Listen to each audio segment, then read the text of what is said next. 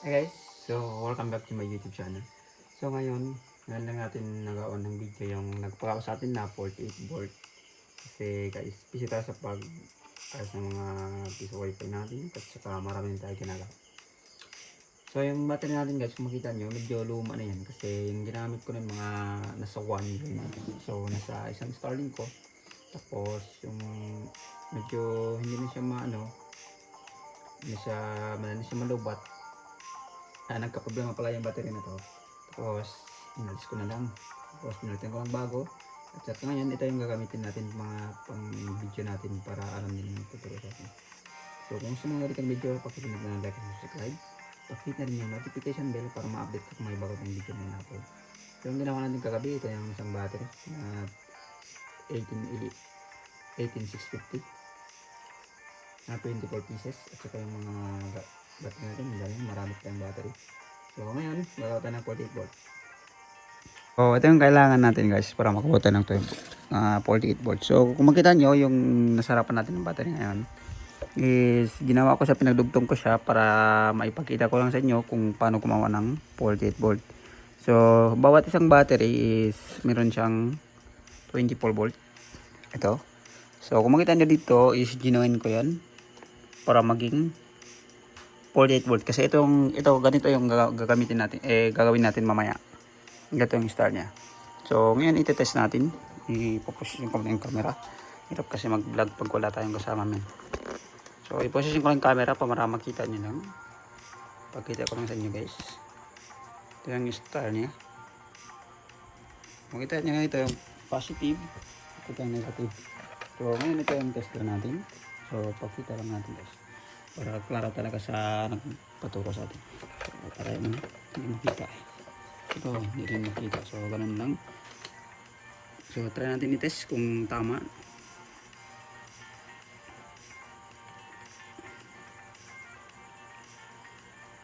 Makita nyo guys is nasa 53. So maganda nyo guys, nag-ready na ako ng mga palinguan natin, ng mga materials na kailangan natin, tools tsaka kumbalan pa. So ngayon start na tayo guys. So ito yung kailangan natin para makabuo ng 48 volt.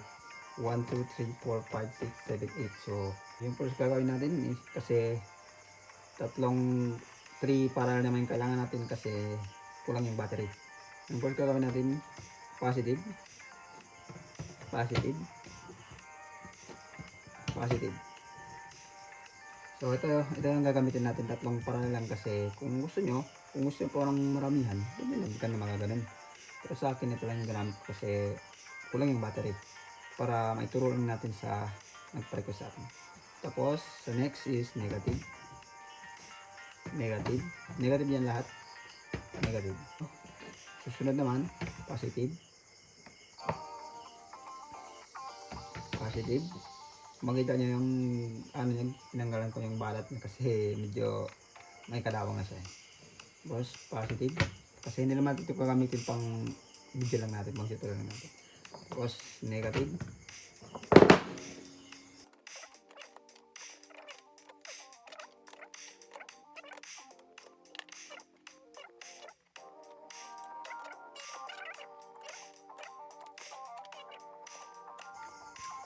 so makita nyo guys, ito ng na. So kung i-join natin yung ganun, magiging 24 volt siya. So yung kailangan natin, dalawang patong tayo na ganun para maging 48 volt. Kasi kung nakaganyan yan lahat, is nagiging 24 volt yan. So ngayon guys, maglagay tayo ng timing wire, battery holder, plus ito ng battery holder. So lagyan natin ng battery holder. Maganda yung battery holder natin is pang 4S kasi kulang yung battery natin, so 3 para lang gagamitin natin.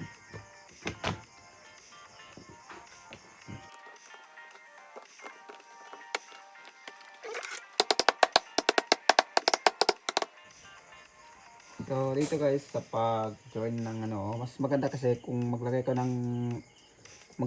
ng dito, maglagay ka ng lahat yan, nalagyan nyo ng tabing wire na ganun. Ganun tabing wire na ganun guys. So ngayon putulin muna natin ito guys. Lagyan ka ng tabing wire na ganun. So yung problema natin dito, hindi natin masobrahan yung paglagyan ng DNS. Pero baka sa next video natin to, ayan o, yung paglagay ng DNS. So ituloy natin para hindi tayo matagal. So ano lang. So lahat yan dapat lagyan ng ganito para maganda siya yung connection ng dalang ng kuryente dito. So ituloy natin. Kasi yung iba nalagyan ko na hindi ko lang na explain to.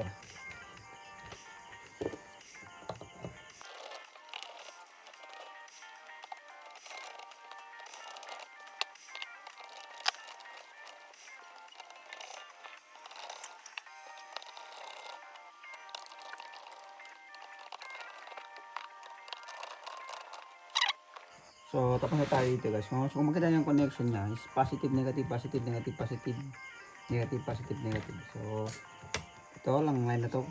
Positive, tapos ito negative. Positive, negative, positive, negative, positive, negative. So, maglagay tayo ng battery holder dito sa taas.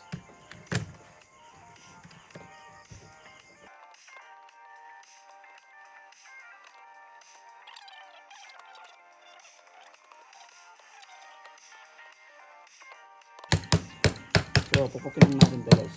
Para marilig tayo. So, ngayon, dito tayo sa pag-join ng ano. So, kung makita nyo ito, positive and negative. So, dito, i-join natin papunta dito. Tapos ito papunta dito. Ito papunta dito. Ito papunta dito. So, ngayon, i-join natin ito guys. So, check mo natin sa baba kung wala pang naka-join doon. So, wala naman. So, alisin mo natin yan. Makita nyo yung timer natin is sobra kasi kala ko kasi abot yung battery ko hanggang dito pero hindi pala abot. So ngayon i-ano natin,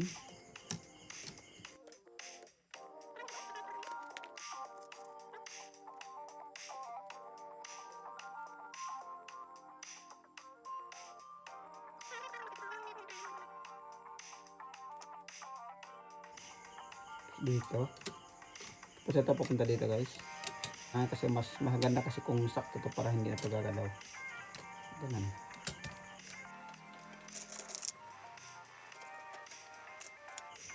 Tapos yung next is papunta dito naman. Same lang naman yan.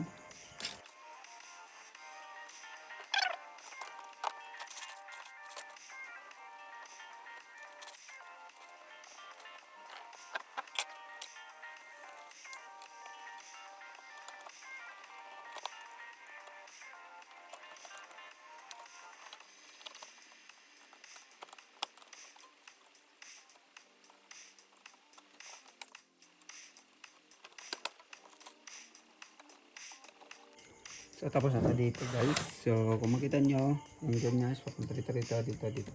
So doon naman tayo sa baba kung paano tayo join. So balik na lang natin ito guys. Medyo may kabigatan kasi ng ganitong battery.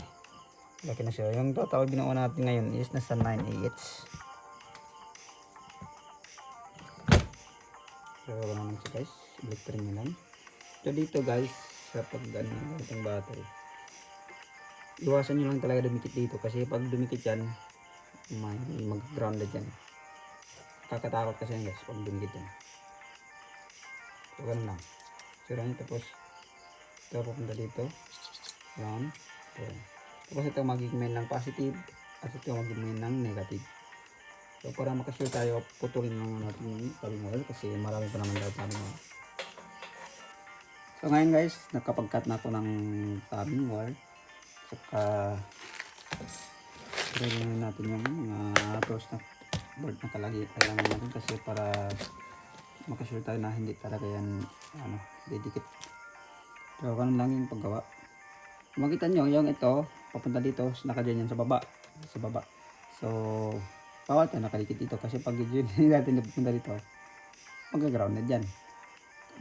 Kasi ito maging main ng positive at saka ito maging main ng negative. So dito guys, sa pag join ng wire nya, dobleng ingat lang kayo kasi i-make sure lang talaga na tama talaga yung paglagay nya. Kasi pag magkabaliktad yan, ito nakapuntahan dito, naku, masisira ang buhay nya. Huwag nyo nang subukan kasi kaya dobleng ingat lang kayo sa paglagay nya. So ganun lang yung paglagay natin guys. Ganun lang guys.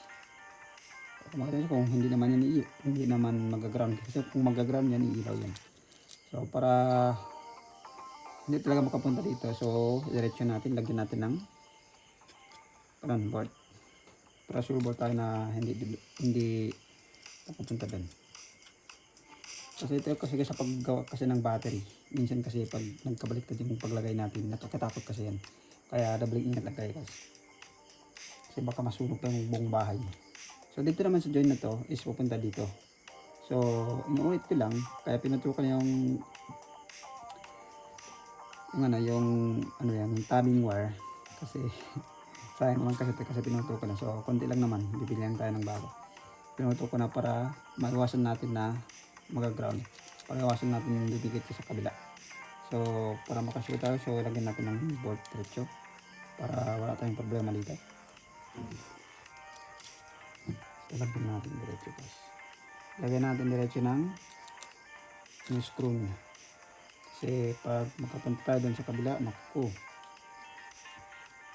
malaking problema yung pinasok natin dito pag makapunta tayo dun. So hipitan lang natin. So like tulad ng mga screwdriver, bawal din tayo dumikit dyan sa kabila. Yung tools natin, so bawal yan mahulog dito. So doubling higpitan nyo lang pagkahawak dito guys.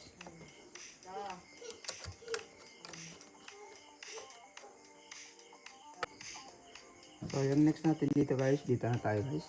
So inuulit ko lang ha, bawal tayo bawal yan makapunta dito yung mga tabbing wire. So ganun lang. Kasi kung paglagay nyo pa lang yung ganun yung tabbing wire, kung hindi tama yung paglagay nyo, naku, ilaw talaga ang diretso. Parang Christmas light. So ganun lang guys. So ingat lang kayo. Mas maganda kasi kung may pang kayo, gloves. Para hindi ka masunog diretso. So wala tayong gloves eh. So ingat lang tayo guys para sure ball. So lagyan natin dito sa gilid diretso para hindi baka makapunta pa yan dyan. So lang na guys. Tapos dito, ilagay natin dito para tapos na tayo dito. So dito guys, dito rin tayo. Lagay natin yung paglagay. Kan lang. So lang na guys.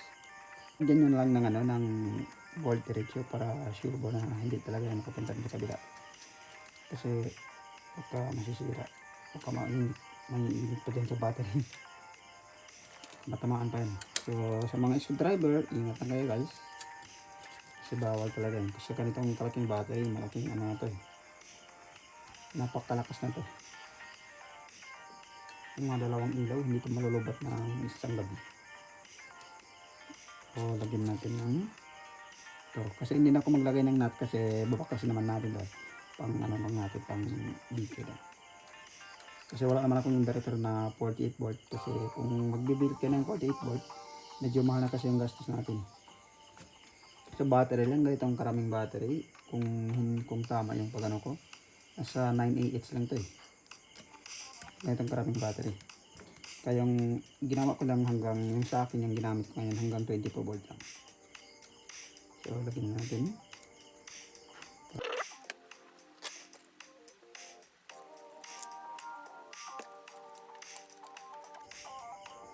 So yung mga ganitong battery guys, pwede din to gamitin sa mga e-bike. Pwede ito gamitin na ganitong kalaking battery. Kasi yung e-bike nasa 48 volt yata yun kasi wala naman gumagamit dito sa amin kaya hindi natin nasubukan. So dito sa positive, ito yung minang positive natin. So lagyan natin, isa na lang yan. Kasi doon sa baba is ito nakapunta dito. Tapos ito papunta dito. Kaya ganito yung join naman dito sa taas. So ilagay lang natin guys, positive. So inulit ko lang guys ha, yung tabbing wire na to, bawal yung dumikit dito. Kasi kahit anong baka, bawal yung dumikit dyan. Kasi pag dumikit yun dyan, mag-grounded talaga yung diretso. So higpitan lang natin diretso para hindi talaga gagalaw. Yun lang. Tapos ito sa main ng negative, ilagay na rin natin. Sa main ng negative natin. So ilagay natin guys, hawakan lang natin para sure ball na hindi didikit. Kasi nakakatakot to guys kung ganito karak yung battery. So, hawakan natin para sure na hindi gagalaw. So, tapos tayo dito guys. So, ngayon ito-test na natin kung tama ba. So, hindi planting pa natin ito. So, kita na natin ito guys para maganda yung kuryente niya.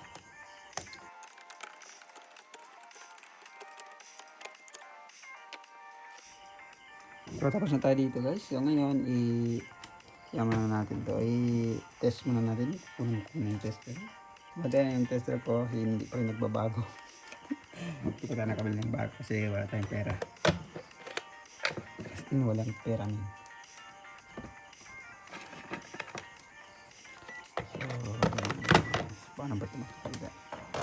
Dito pa natin. Yung positive, yung color block is lagay natin doon sa kabila. So, dito lang sa taas siguro. Dito pa naman. Ganun. So, makita na ba? So, ilagay ko dito sa kabila. Mahirap kasi mag-vlog pag wala tayong kasama. So, ilagay natin dito. Tapos, yung positive dito. So, ilagay lang 200 kasi sablo na kasi sa 200. So, kung makita nyo is 53.2. So, ibig sabihin tama yung paggawa natin guys. Dito naman sa joint nito guys, kung makita nyo. Yung dito sa first na pinagawa natin, ito naka-joint, ito negative papuntang sa positive, negative papuntang sa positive, negative papuntang sa positive, negative papuntang sa positive. So, dalawang joint lang sa dito guys. Pero doon sa taas, check dito. Ito yung magiging connection niya. Ito papunta dito kasi doon sa baba ito naka-join yan dito. So ngayon, ganun lang. So yung pagkabit ng BMS baka hindi natin magawa ng video ngayon. Kasi wala tayong solda. At baka hanapin ko ng paraan kung paano ikabit yung BMS. Ito may ako dito. Ito yung wall ng BMS. Lagyan ko ng terminal. Tignan ko lang yung solda. Ito yung BMS natin guys. Ito.